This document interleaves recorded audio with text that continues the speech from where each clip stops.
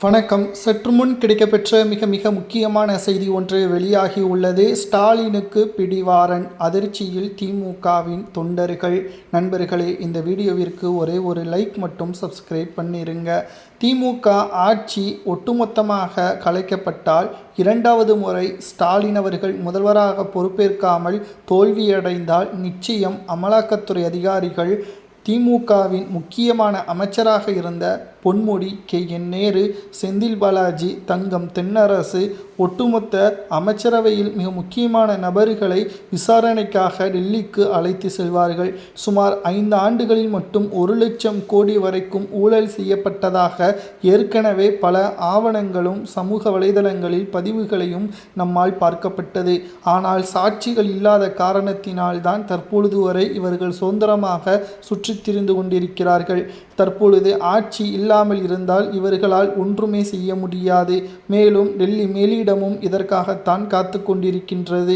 இந்த முறை திமுக மட்டும் தோல்வியை தழுவினால் நிச்சயம் ஸ்டாலின் அவர்களது பெயர் இந்த வழக்கில் சேர்க்கப்படும். இதனால் பிடிவாரன் மூலமாக கூட ஸ்டாலின் அவர்கள் எங்கே இருந்தாலும் அவர்களை தட்டி தூக்கி டெல்லிக்கு அழைத்து செல்வார்கள் அமலாக்கத்துறை அதிகாரிகள் என்ற தகவலும் கிடைக்கப்பெற்றுள்ளது. கிட்டத்தட்ட பொன்முடியாக இருக்கட்டும், துரைமுருகனாக இருக்கட்டும், மணல் கொள்ளை மூலமாக பல கோடிகளை ஊழல் செய்து MLA என்ற அதிகாரத்தை பயன்படுத்தி தப்பித்து வந்தார்கள்.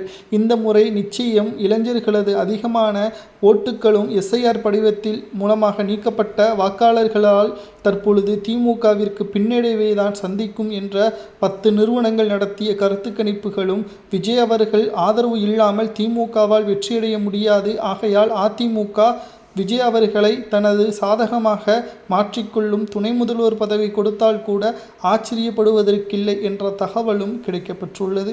இதனால் நிச்சயம் திராவிட முன்னேற்ற கழகம் இந்த முறை படுதோல்வியை தழுவினால் ஸ்டாலின் அவர்களுக்கு பிடிவாரன் காத்து கொண்டிருப்பது உண்மைதான். இதனால் அதிர்ச்சியில் திமுகவின் தொண்டர்கள் இருக்கிறார்கள். எப்படியாவது வெற்றியடைந்துவிட வேண்டும் என்பதற்காக பல கட்ட பிரச்சாரங்களையும் மேற்கொண்டு வருகிறார்கள். பணப்பட்டுவாடாவிலும் கோவை தெற்கு போன்ற பகுதிகளில் மேற்கொண்டு வருகிறார்கள்.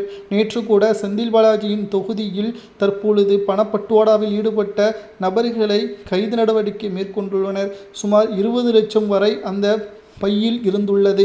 இதற்கு செந்தில் பாலாஜி தான் முக்கிய காரணமாக இருந்தால் அவருக்கு கைது நடவடிக்கை மேற்கொண்டு என்ன தண்டனை கொடுக்கலாம் என்பதை கமெண்டில் கூறுங்கள். தோல்வியின் பயத்தினால் பணப்பட்டுவாடாவில் ஈடுபடுகின்ற திமுக இந்த முறை தோல்வியை தழுவும் என்றுதான் கருத்து கணிப்புகளின் முடிவுகளிலும் வெளியாகியுள்ளது. பிடிவாரன் செய்யப்படலாமா ஸ்டாலினை என்பதை கமெண்டில்